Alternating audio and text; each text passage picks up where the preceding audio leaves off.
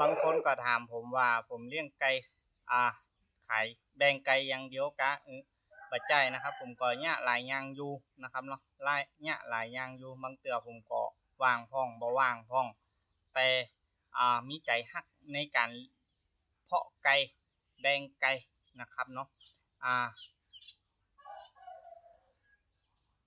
ก็ผมก็คิดว่าตัวไหนดีตัวไหนเก่งผมก็ได้นำเข้ามาก็เพื่อที่จะเอามาเพาะแล้วก็แบ่งเพื่อนๆตีคนตียังบ่มีเวลาที่จะเพาะนะครับเนาะก็ตัวไหนเพราะว่า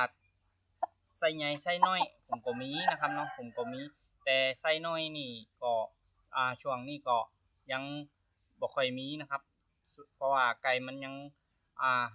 ใหญ่บ่เต็มตีเตือนะครับเนาะใหญ่บ่เต็มตีเตือก็ยังบ่ค่อยมีเตือนะครับเนาะตอนนี้ก็ยังเป็นไก่นุ่มนะครับไก่นุ่มก็กระดูกโครงสร้างก็จะใหญ่น้อยสำหรับลูกของแม่เบอร์6กับป่อเท่า15,000นะครับเนาะ